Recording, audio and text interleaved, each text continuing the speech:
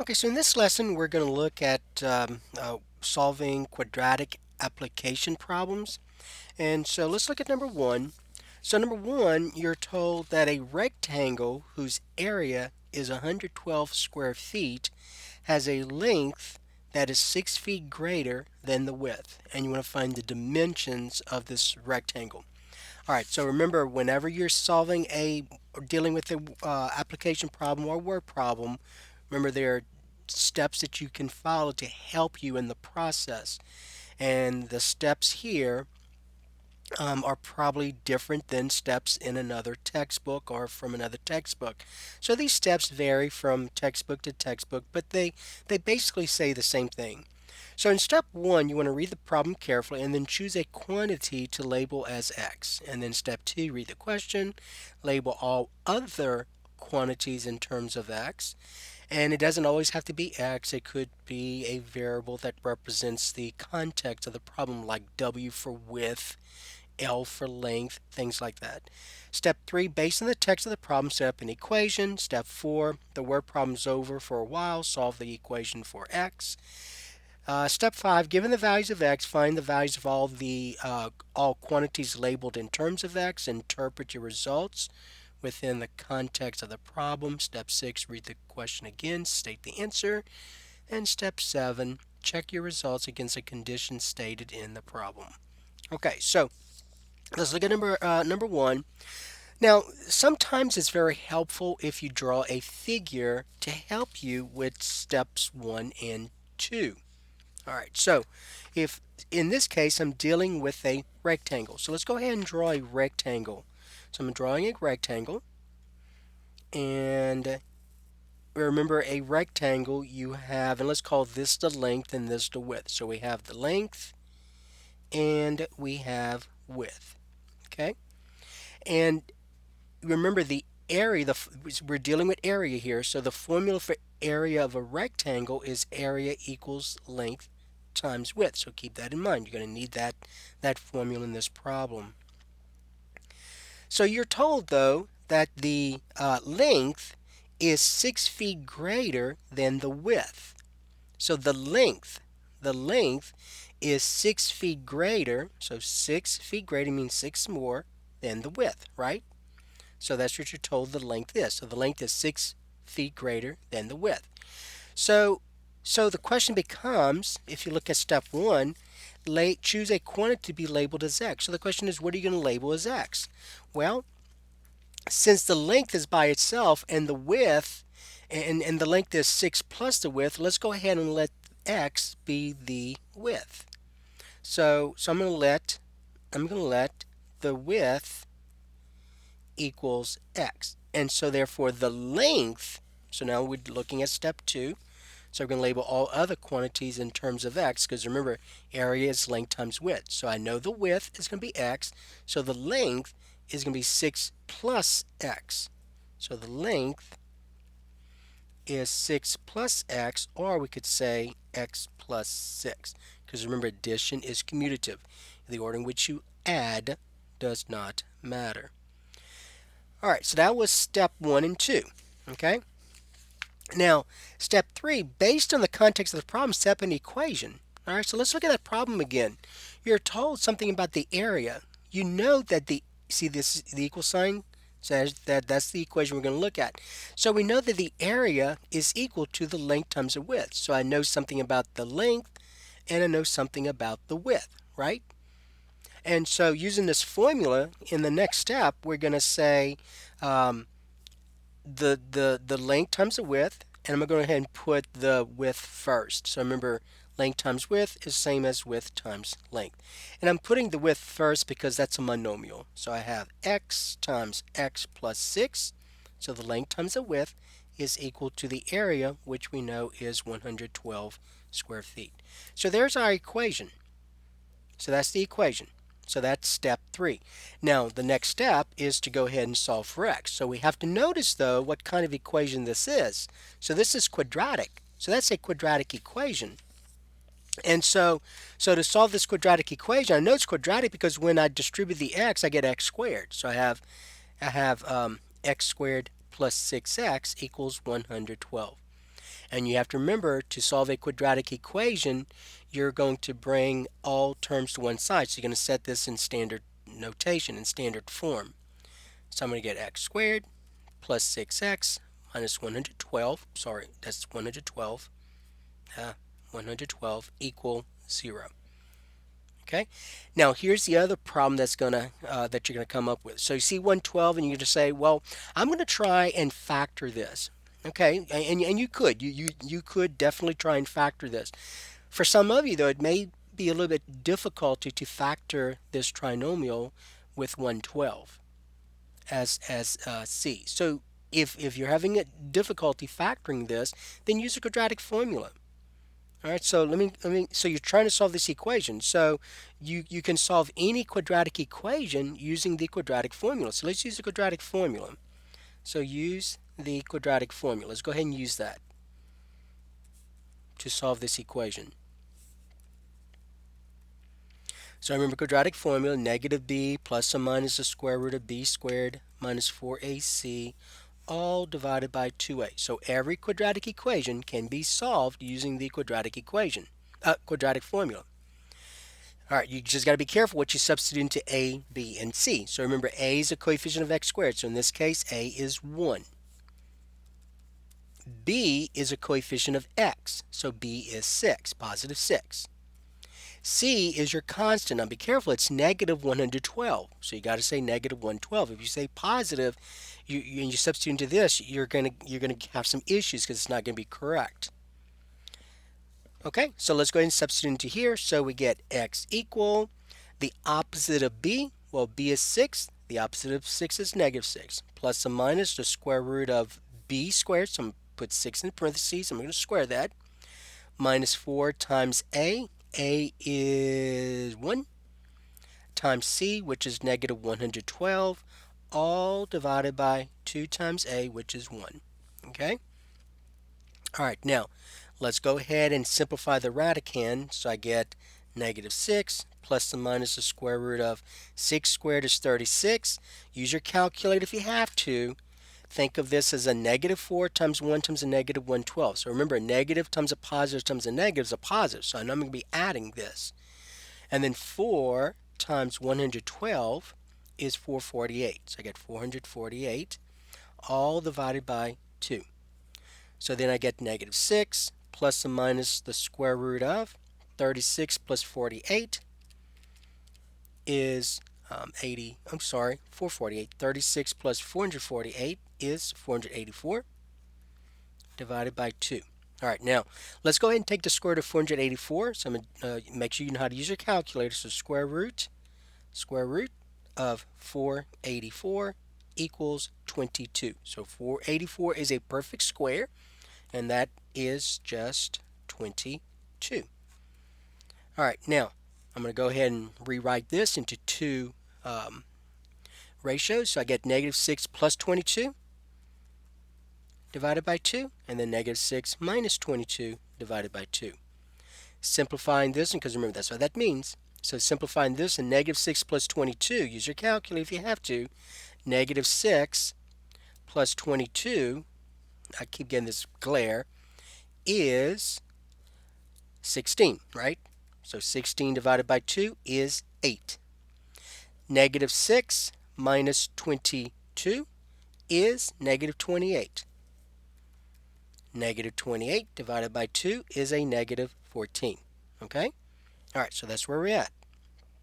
Okay, so now you got to be careful. So remember, you have to look at what you have. And let me go back to this here. So number 5, step 5, given the value of x, find the values of all quantities labeled in terms of x. Interpret your results within the context of the problem. Okay? All right, now look at what we have. We have x. See, this is x here. So x equal 8, x equal negative 14, right? In the context of the problem, I am dealing with distance here. And remember, width and length must be positive. So in this case, we let x equal the width. Well, I know that I cannot say that my width is negative 14 feet, right?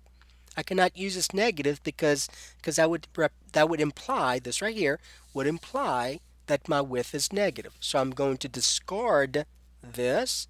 So discard this negative since width can't be negative. All right. So the only one I'm going to use is the 8. So what I found now is that x is, remember this is x. X represents the width, right? So what I found is that the width is 8 feet. Make sure you use the units. And the length of this rectangle, remember, is 6 feet longer, right? So x plus 6, length is x plus 6, which equals, remember, x is 8.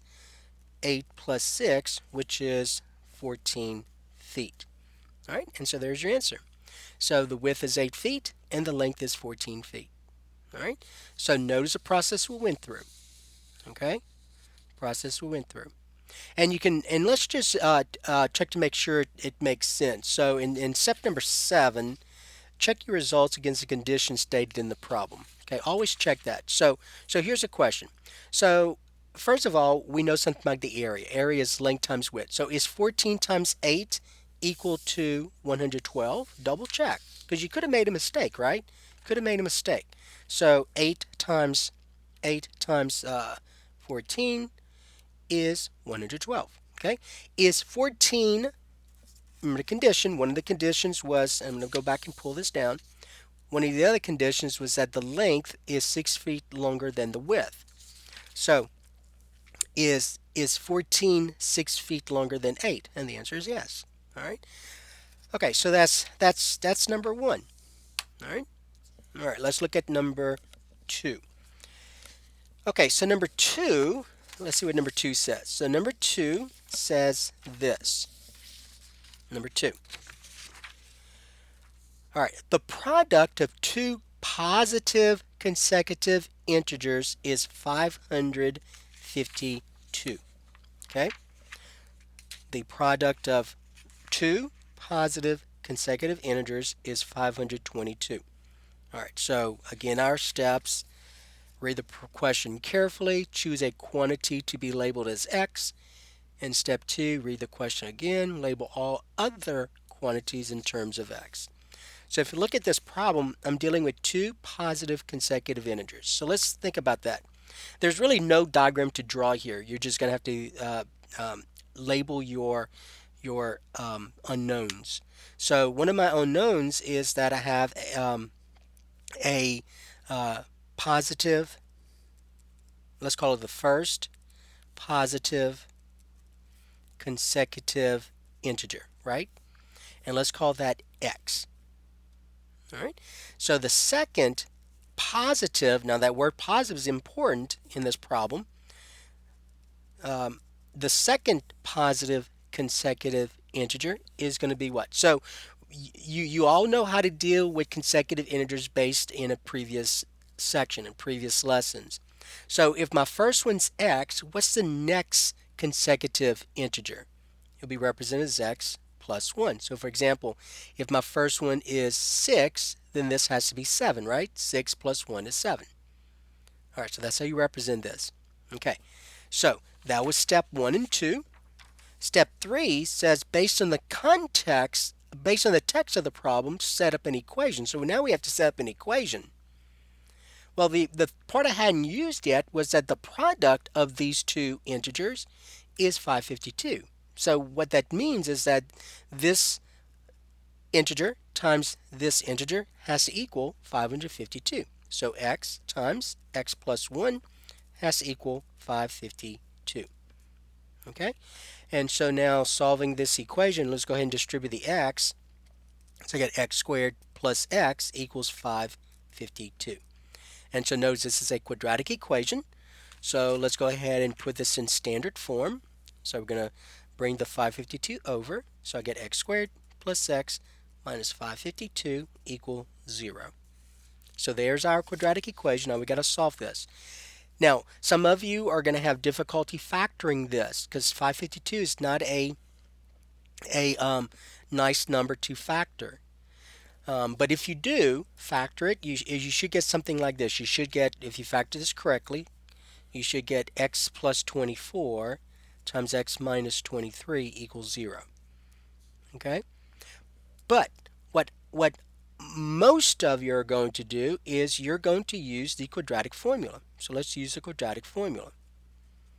All right, now be careful. You have to make sure you denote what A, B, and C are. And now before I go on, let me just say this. So notice that when you FOIL this out, you get this back. So x times x is x squared. Positive 24 times a negative 23 is a negative 552.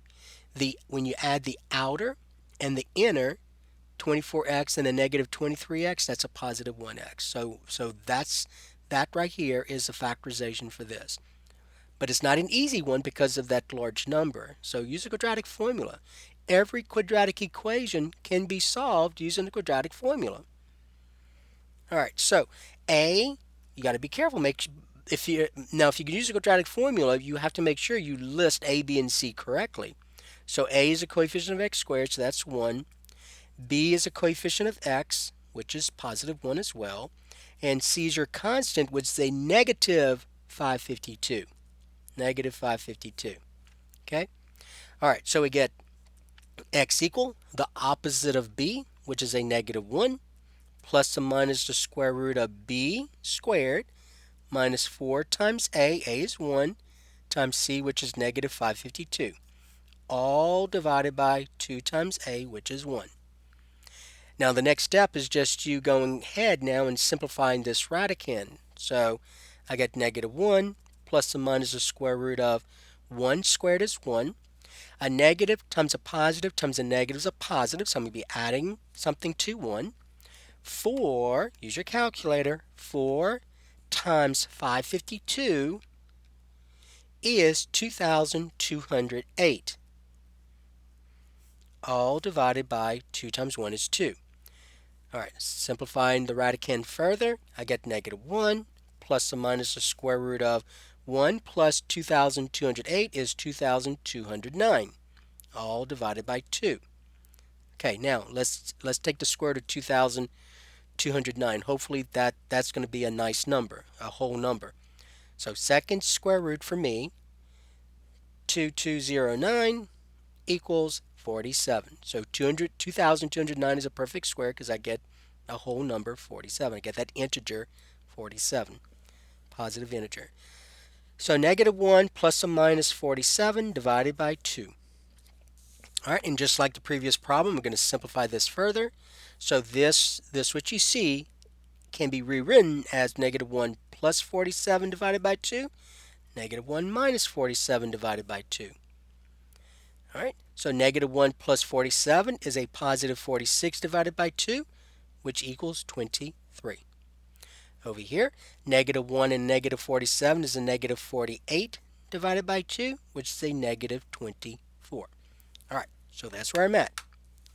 Now, I want you to notice something. If I had factored this, and most of you would not have done it this way because this number is large, but if you set each factor equal to 0, I just want to show you something because we're using a zero factor property now. So get x to be negative 24, x to be positive 23, which is what you see here. Positive 23, negative 24.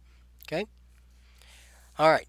Now, here's where you got to think now. So we are in step 5 now. So given the value of x, find the values of all quantities labeled in terms of x, interpret your results within the context of the problem.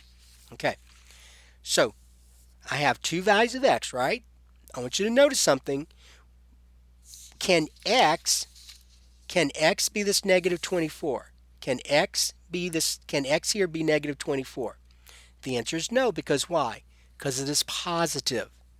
In the context of this problem, you want positive integers. Well, negative 24 is a negative integer, right? That's a negative integer. So you want positive integers. So in this particular case, I'm going to go ahead and write this out. X equal 23, x equal negative 24. You're going to discard this one, because you only are interested in positive integers. Okay? All right, so that's why we're discarding that one. So we're going to look at this. So x is 23. So what does that mean? That means my first positive integer is 23. So the two positive consecutive integers are 23 and, all right, so let's go here now.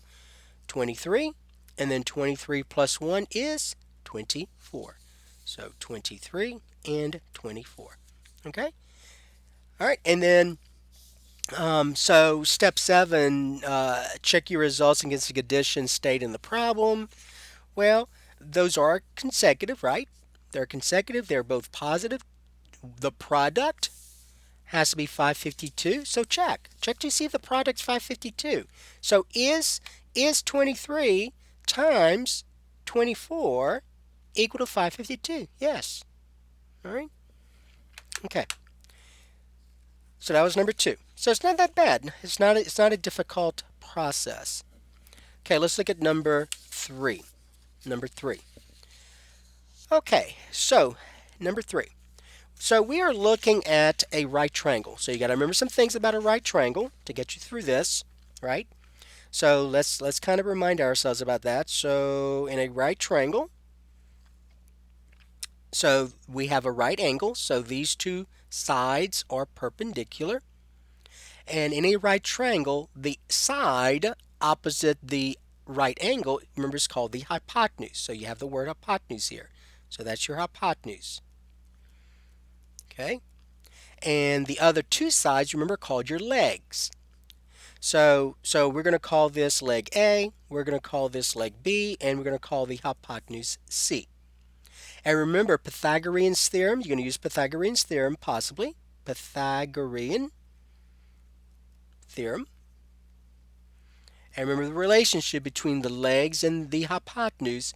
So if you square each leg and add them together, so A squared plus B squared, that's going to equal the hypotenuse squared. So that's going to equal the square of the hypotenuse. Okay? All right, so that was a quick review about right triangles and Pythagorean's theorem. Okay, now let's look at number 3. The length of one leg of a right triangle is 2 feet longer than the other leg. The length of the hypotenuse is 10 feet. And so we're going to find the length of the two legs.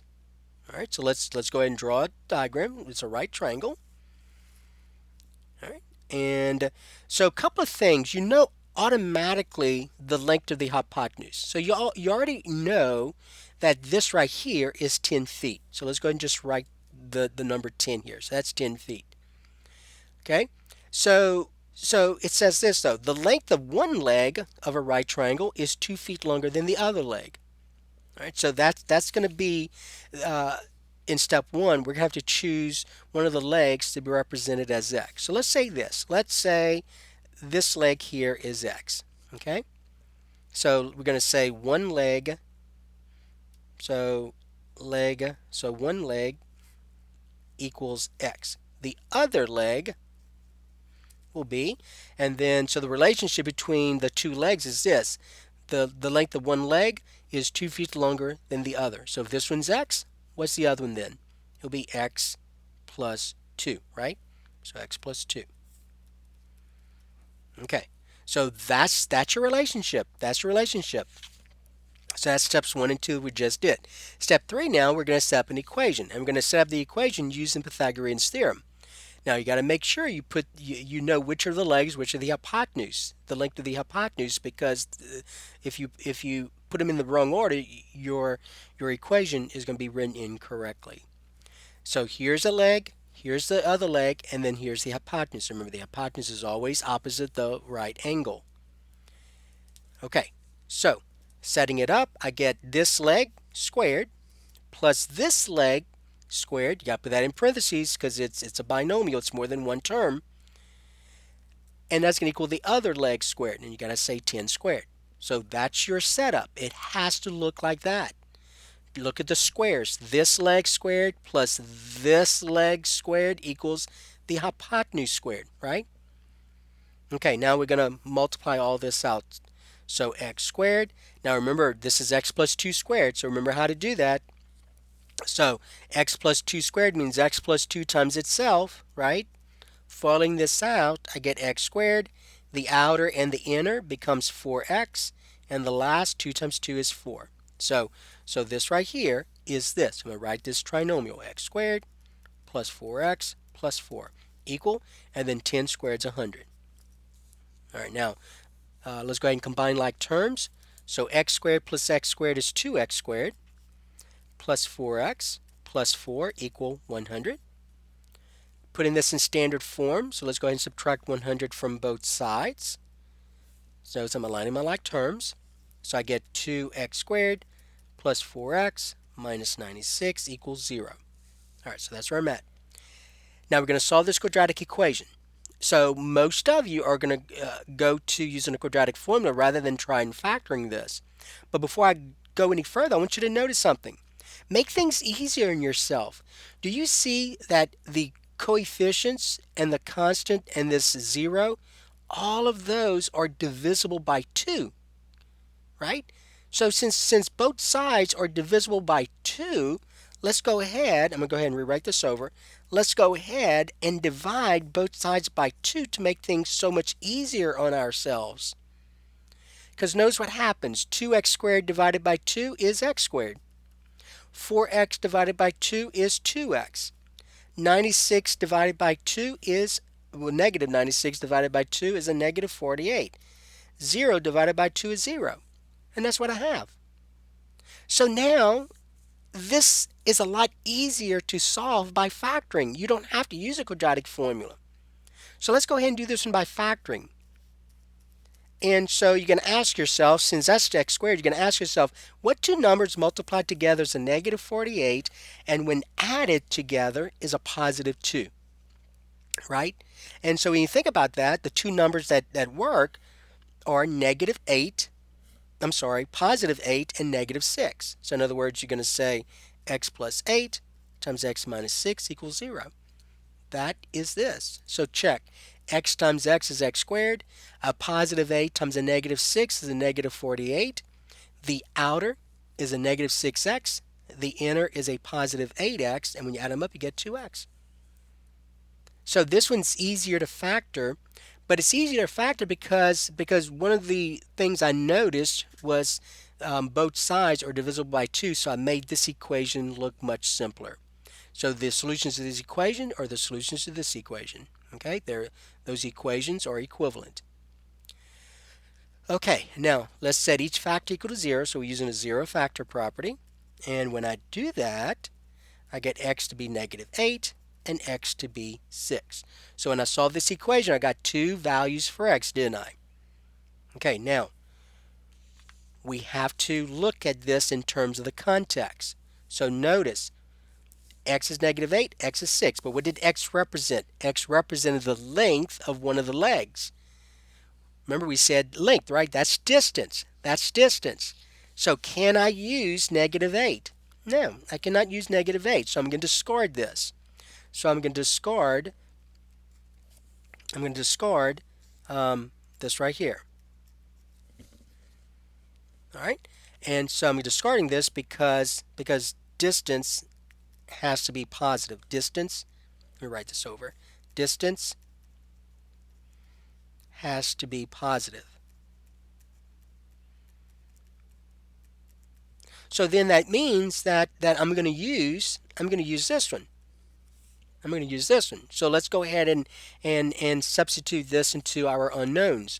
So x is 6, so that's this right here, right? And the other leg then is 6 plus 2, which is 8, correct? So let's answer the question. The question is, find the lengths of the two legs. So you're going to say this. So you answer. You're going to say the lengths of the two legs are 6 feet, 6 feet, and 8 feet. 6 feet and 8 feet. Okay? And so in step 7, check your result against conditions stated in the problem. So one thing you know is that the one of the legs is 2 feet longer than the other, and so we do have that here. 8 feet is 2 feet longer than 6 feet, right? And then if I use Pythagorean's theorem, so these are your legs, right? So when I square those and add them together, 6 feet, watch, 6 feet squared plus 8 squared equal 100. And then what is the hypotenuse squared? 100. Okay? All right, so that was number 3. That was number 3. Okay, now one of the problems in Alta kind of looks in Newton kind of looks like this as well. So there are some quadratic applications that deals with an object being thrown up, an object being released from a building, things of that nature. And so in this particular case, though, I'm just giving you the equation. So it says an object is dropped from a building, and the following equation can be used to find the number of seconds it takes the object to reach the ground. And there's a part missing here. So the question is, how long will it take the object to reach the ground? Okay, so how long will it take the object to reach the ground? And so this how long part is that time. Okay, so remember this how long is time. And in this case, the time is represented with t. All right, so you're trying to find t. So you're trying to solve for t. So the equation is already set up. So in terms of step 1 and 2, it's already done for you. So really, in this particular problem, you're going from you're actually going from reading this to actually going to step 4. So step 4, you're going to solve for the equation for the variable. We use the letter x here, but in this case it's the letter t. So you're going to solve for t. Now I want you to notice something. It is quadratic, so you could use a quadratic formula, right? If you use a quadratic formula, I'm going to go ahead and put this on another sheet of paper. But if you use a quadratic formula, I just want you to be careful. A is a coefficient of t squared, so a is negative 16. B is a coefficient of t. There is no term t here, so that's 0. C is your constant, which is positive 400. So if you use a quadratic formula, this is your A, this is your B, this is your C.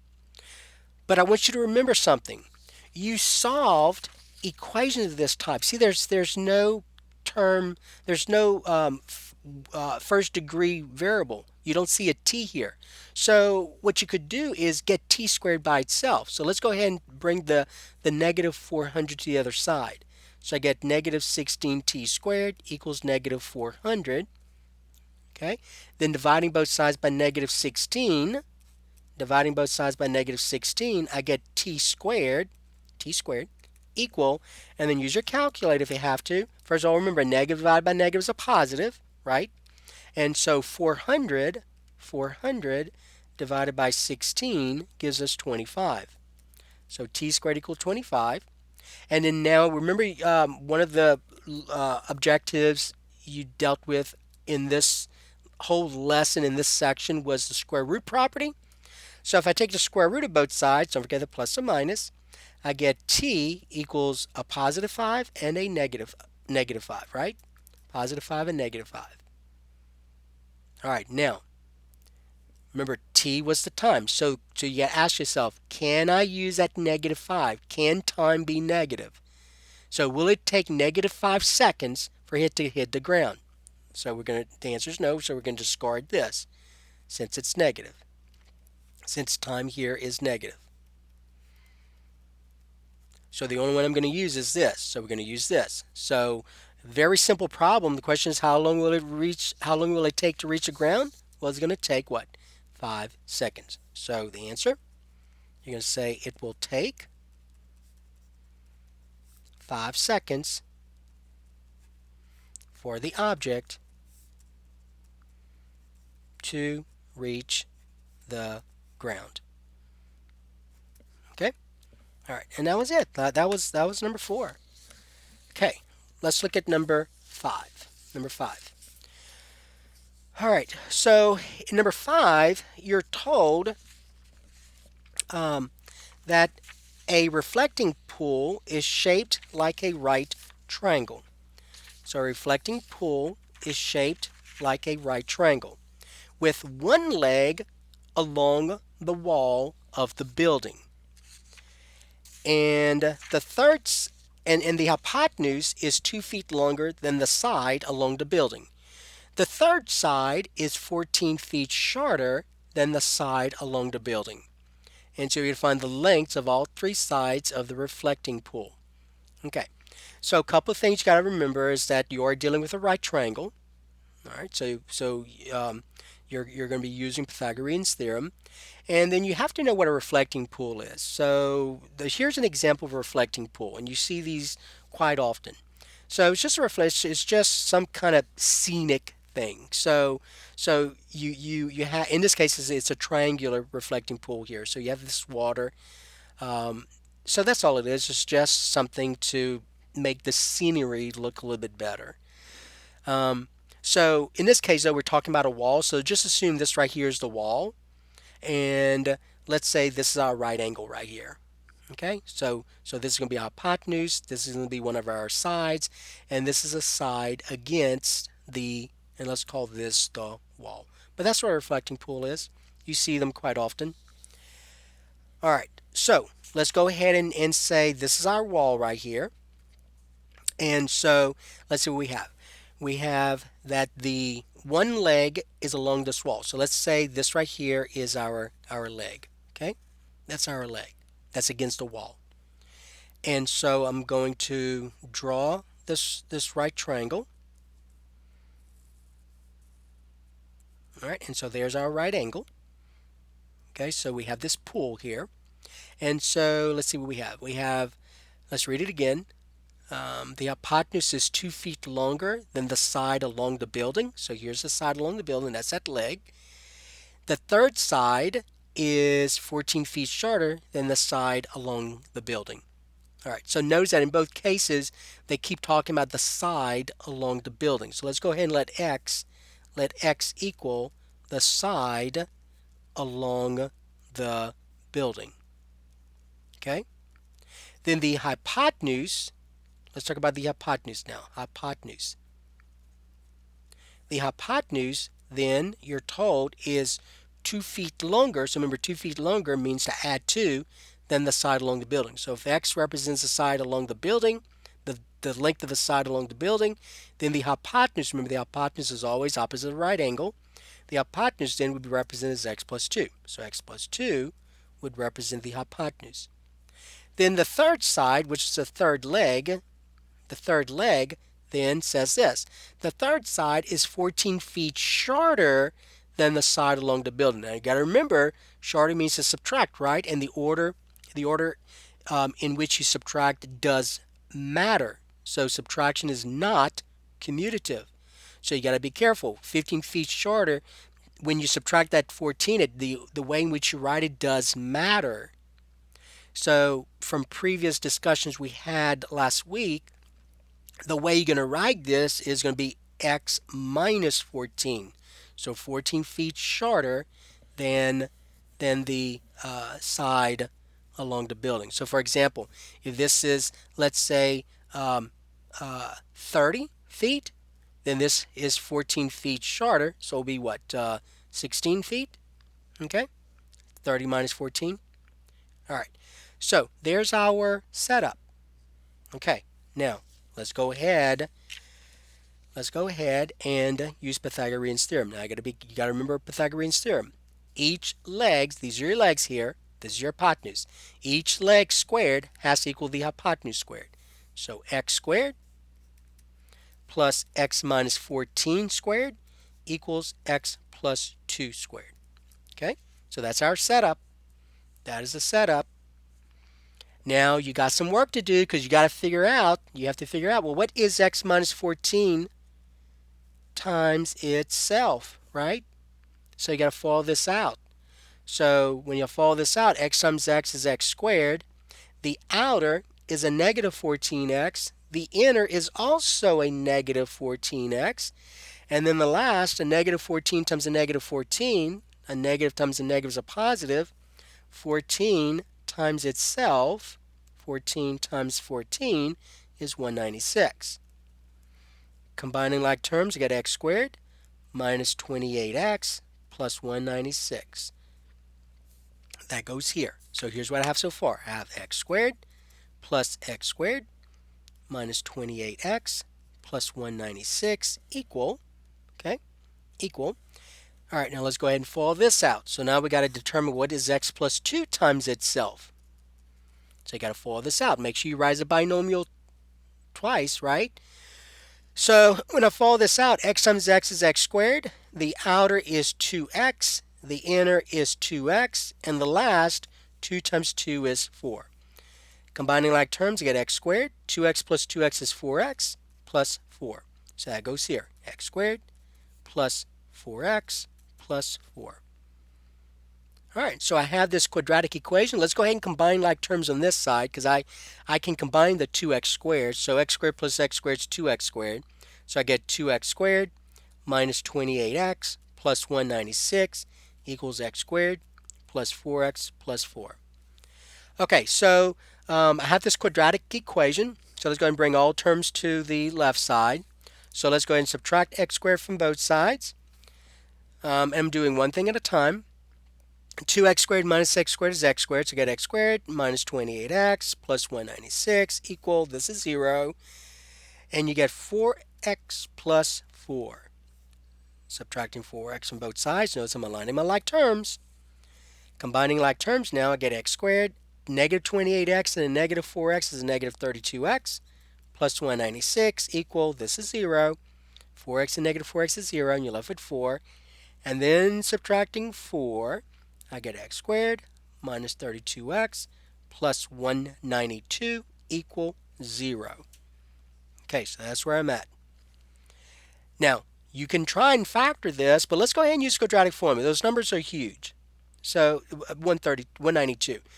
So since this right here is coefficient of x squared has coefficient of 1, you could ask yourself, what two numbers multiplied together is a positive 192 and added together is a negative 32, right?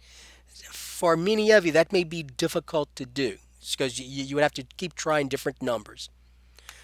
So to save you time in that process, let's go ahead and just use the quadratic formula.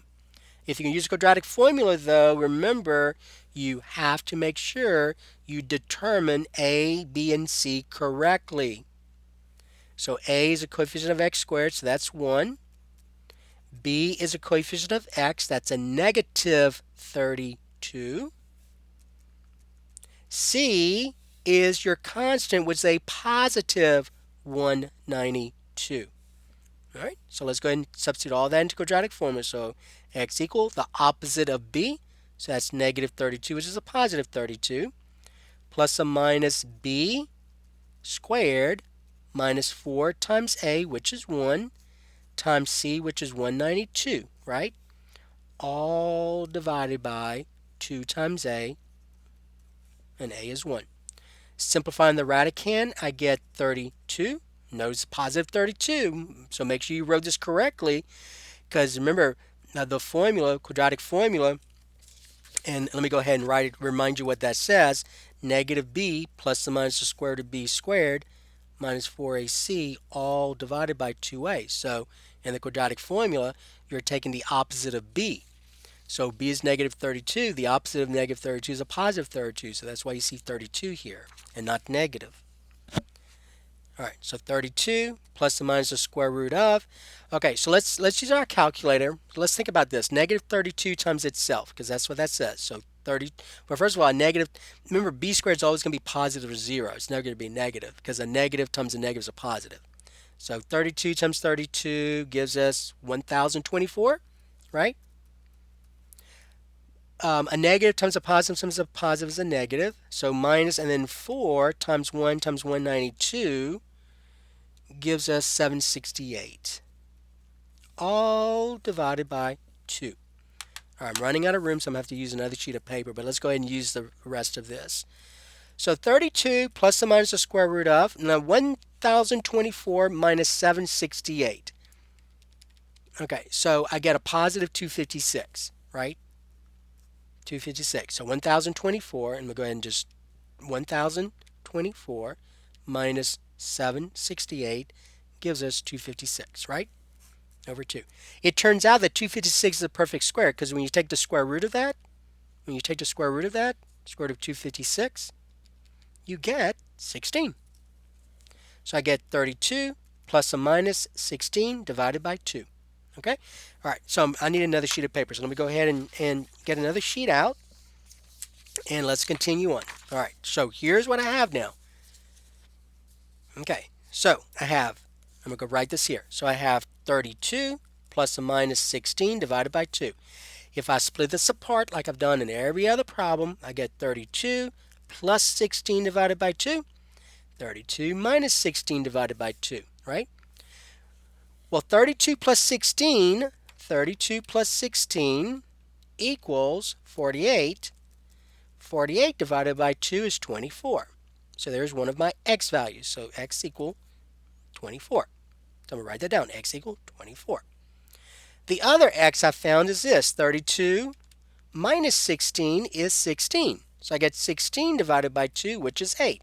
So my other x value is 8. Now in this case, I have two positive x values, right? Okay, so that's where I'm at. Now, let's answer the question. I want to find the lengths of all three sides of this reflecting pool. So, let's think about this now. Remember, whenever you're finding distances must be positive. I want you to notice something about the x value 8. 8. Think about that. If I substitute 8 for x, this is fine because that's positive. 8 plus 2 is 10. That's positive. But what happens here?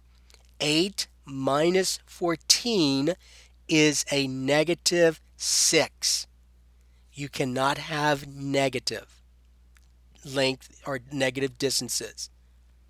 So what I'm going to say here is I'm going to have to discard this card because x equal 8 makes one of the sides negative.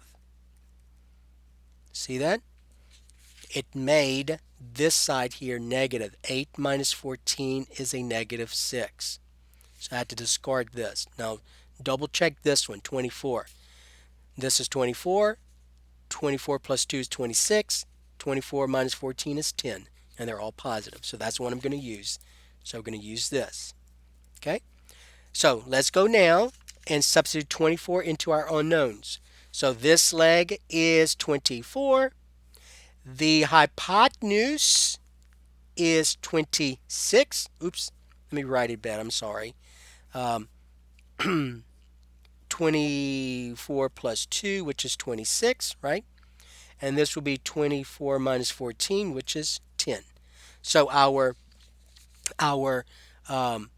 sides, you're going to say the lengths of the sides, the lengths, because it did say find the lengths of all three sides. So you could say the lengths of the sides are 24 feet. And all I'm doing is just rewriting what we said here. 24, 26, and 10. So 24 feet, 26 feet, and 10 feet. Okay? All right. So that was number 5. Now it was pretty lengthy because that was quite a bit of work you had to do because you had two binomials being squared, so you had to figure out what that is. All right. So you got to be careful. You got to remember some skills from previous courses you've taken, the prerequisites for all of these. All right, so that was number 5. Okay, let's look at number 6. Number 6. So number 6, you have a rectangular retaining wall. A rectangular retaining wall has an area of 78 square feet. Okay? And the height of the wall is 7 feet shorter than its length. And you want to find the height and the length of the wall. So just a reminder and you see this all over the place. Here's an example of a retaining wall. And you see them all over town wherever you go. So that's a retaining wall. In this case, it's made up of bricks. It could be wood, it could be whatever. In this case, it's made up of bricks. So let's look at this as our example. So this would be the height of the retaining wall, and then this would be the length.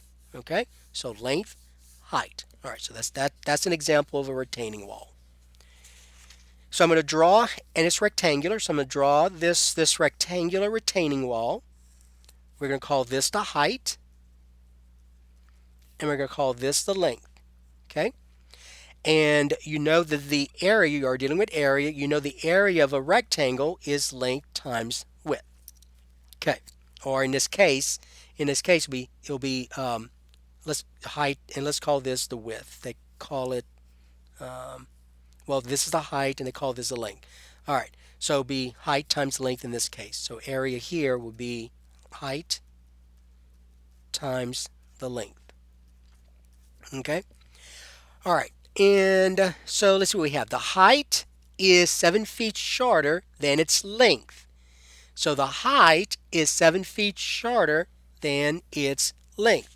So in terms of what we're going to let x be, it is easier to let x be the length. So let's call this the length. X. Let's call that x. And so you're told that the height is 7 feet shorter than its length. So if its length is x, then the height is x minus 7. Now be careful. 7 feet shorter means you'll be subtracting 7, and the order in which you put this doesn't matter. So you got to say x minus 7. Okay? Not 7 minus x. X minus 7. All right, so there's the height, there's the length, and we're going to use this equation, this formula, to set up the equation. So the height times the length, I'm going to put the length first since that's monomial. So I'm going to say x times x minus 7 must equal 78. And there's your equation. And now we're just going to distribute the x. So I get x squared minus 7x equals 78. Solving this quadratic equation, we're going to put this in standard form. So let's subtract 78 from both sides. I get this. Now, some of you may have a little bit trouble factoring this. All right, if that's the case, then just go ahead and use the quadratic formula. So a is 1, b is a coefficient of x, which is a negative 7. You got to be careful though, because your a, b, and c must be correct. And c is negative 78. And so in the quadratic formula, I'm going to go ahead and write it out here. Negative b plus or minus the square root of b squared minus 4ac all over 2a. So x equal the opposite of b. Well, b is negative 7. The opposite of negative 7 is a positive 7. Plus or minus the square root of negative 7 squared minus 4 times a, which is 1, times c, which is negative 78, all divided by 2 times a. And just to let you know, most cases, almost all cases, when I'm solving a quadratic equation and I have large numbers, I go straight to quadratic formula. But again, you have to make sure your a, b, and c's are correct.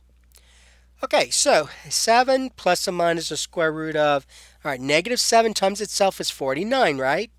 A negative 4 times 1 times a negative 78 is going to be a positive 4 times 78 is 312. Okay, all divided by 2 times 1 is 2. Simplifying the radicand further, I got 7 plus or minus the square root of 49 plus 312 is 361 divided by 2. And then let's see if 361 is a perfect square. So let's take the square root of that. Square root of 361 equals 19. It sure is. So 7 plus or minus 19 divided by 2. And then splitting it apart, this becomes 7 plus 19 divided by 2, 7 minus 19 divided by 2. 7 plus 19, 7 plus 19 is 26, right? And 26 divided by 2 is 13. 7 minus 19 is negative 12 divided by 2, and negative 12 divided by 2 is negative 6. So I found my two values for x in this case. X is 13, x is negative 6. All right, now let's look at our problem. We are dealing with sides of a rectangle, aren't we? So all of these sides must be positive.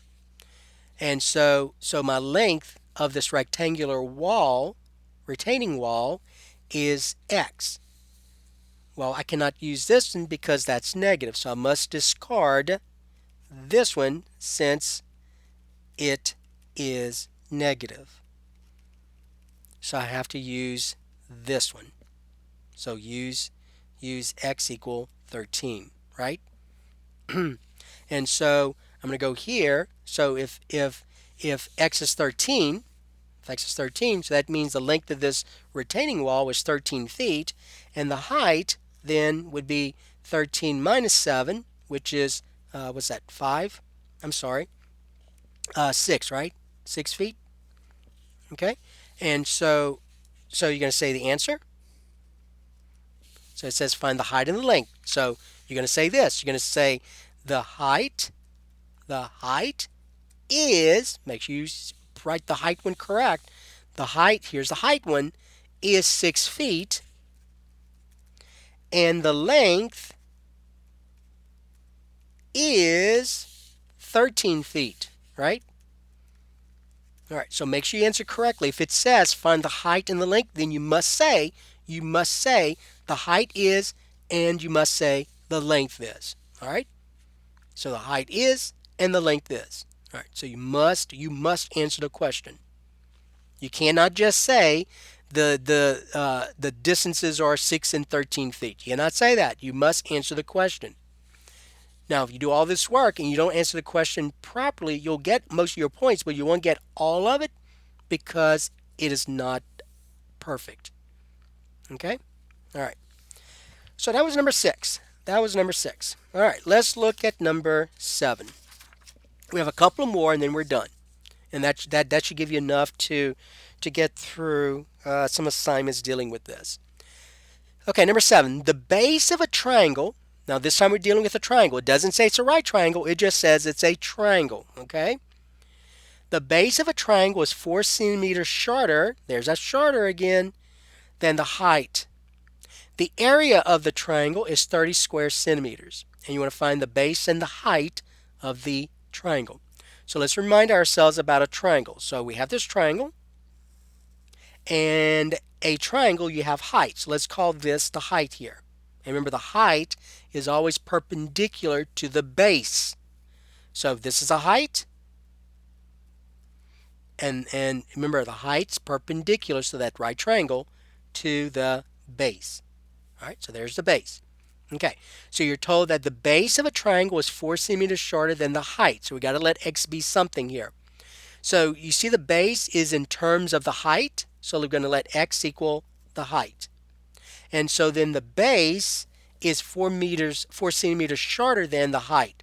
So if this is a height, then the base will be x minus 4. Not 4 minus x minus 4. Remember, the order in which you write this does matter. So x minus 4.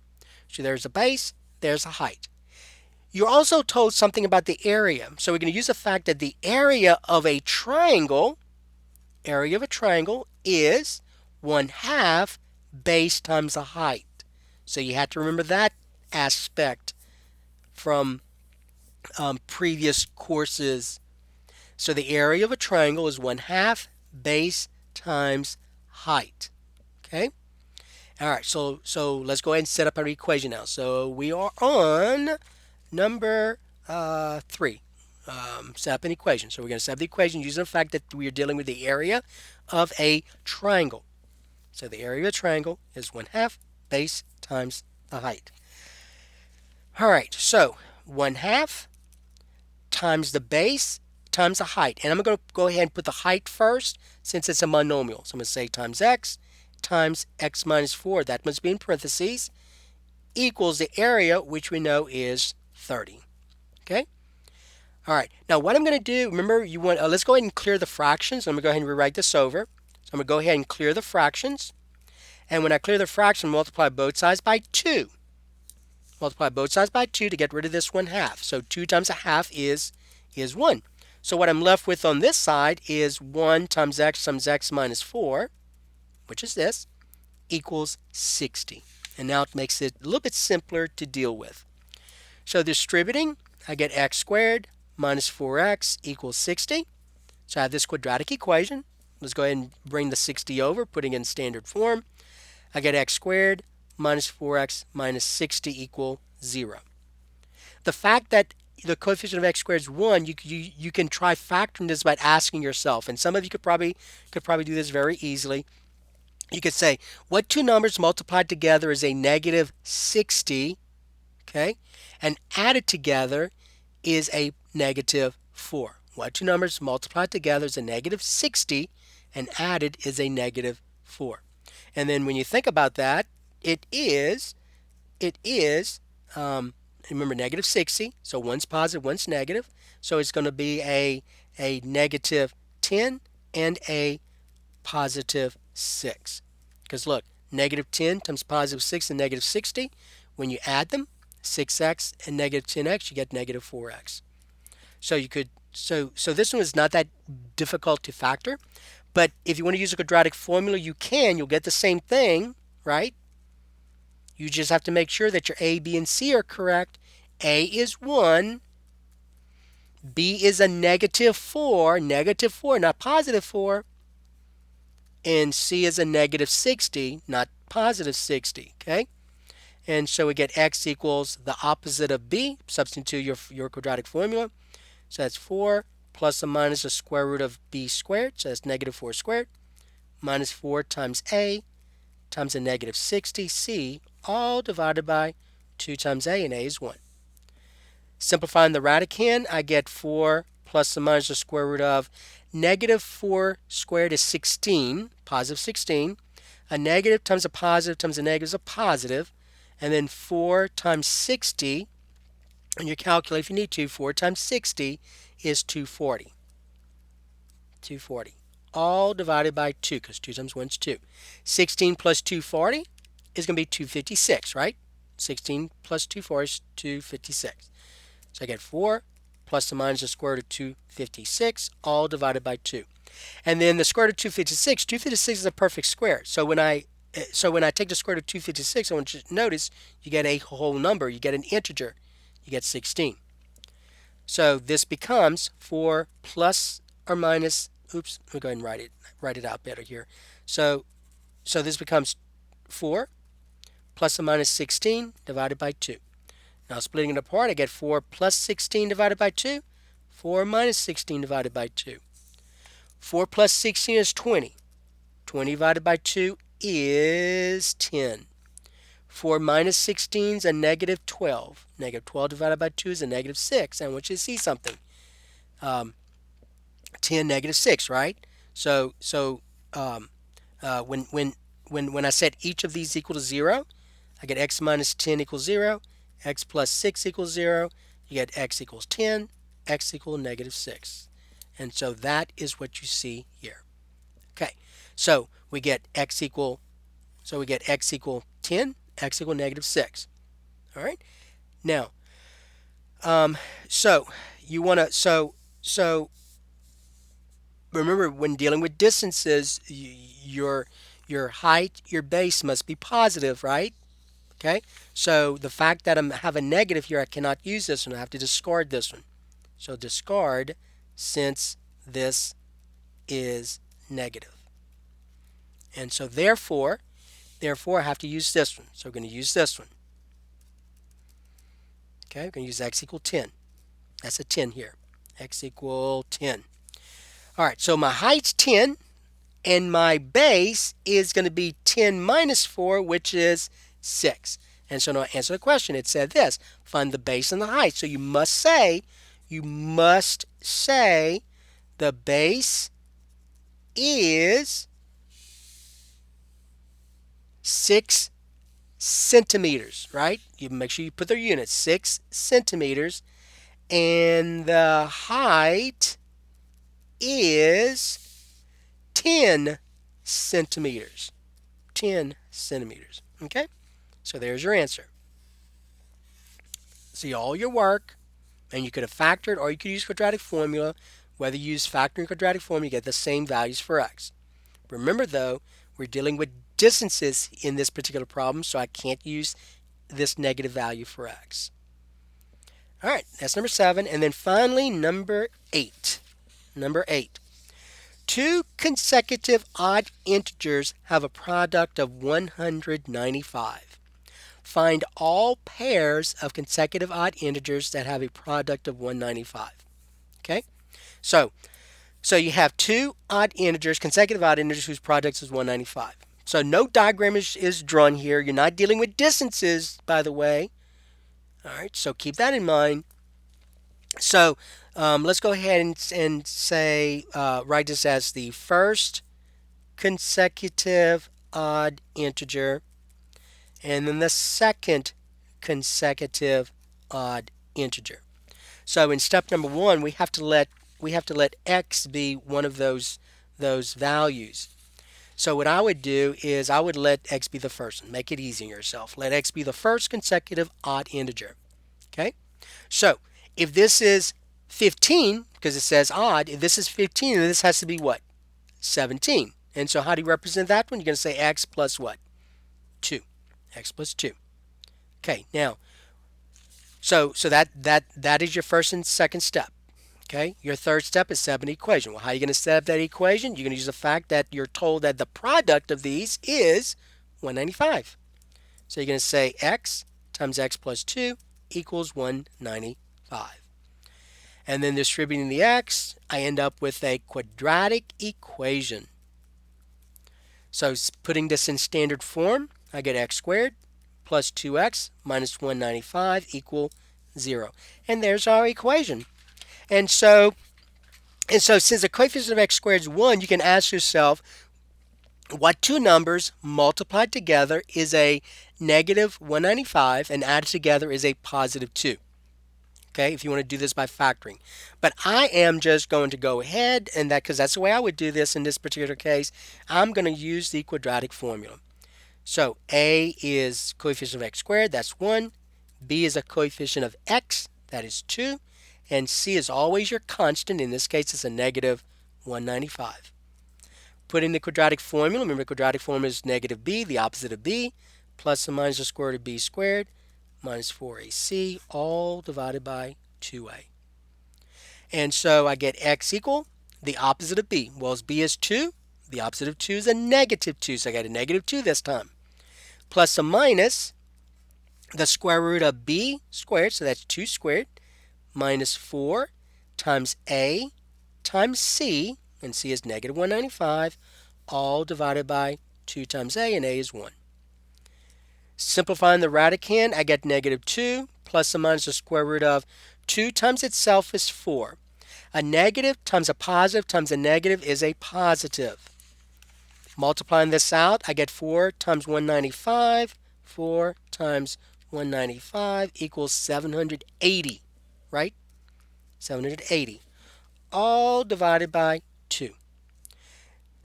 Simplifying the radicand further, 4 plus 780 is 784. All divided by 2.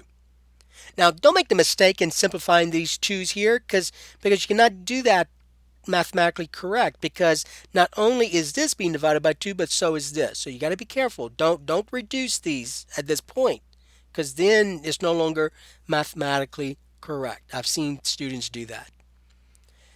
Just go ahead and do it step by step. Now the next step is to take the square root of 784. So square root 784 equal 28. So negative 2 plus or minus 28 divided by 2. All right, and so now I am going to split this apart. So I get negative 2 plus 28 divided by 2, and then negative 2 minus 28 divided by 2. Negative 2 plus 28 is 26, so 26 divided by 2, which equals 13. Negative 28 and a negative 2 is a negative 30. Negative 30 divided by 2 is a negative 15. So I get two values for x. I get x to be 13 and x to be negative 15, right? And I need another sheet of paper, so let me go ahead and get another sheet of paper out. So I'm going to go rewrite this over. So I get x to be, x is 13, x is negative 15. All right, so I found my values for x. Now be careful, you are in some of these problems, you were in the context, hey, if it's negative, I'm not going to use it, right? Well, you got to be careful. You got to look at the context of the problem. We're not dealing with distances here. We're not dealing with distances. All you're asked is this, and let me remind you, all you asked about is find two consecutive odd integers whose product is 195. Okay? And remember, odd integers, and let me go ahead and do that here. So I'm going to put that on this side. So these are, just to remind you, these are odd consecutive integers. 7, 9. Okay? Also, negative 7, negative 5. Those are consecutive odd integers. So odd integers can be negative as well. They don't have to be positive. They can be negative. Okay? So keep that in mind. So don't discard this because odd integers can be negative. Even integers can be negative as well. Okay? All right. So I cannot discard any of these. I cannot discard any of these. So you see where it says find all pairs? There's more than one set of pairs here. All right. So let's use this one. So we're going to first use x equal 13. So when I use x equal 13, I'm going here. So use x equal 13.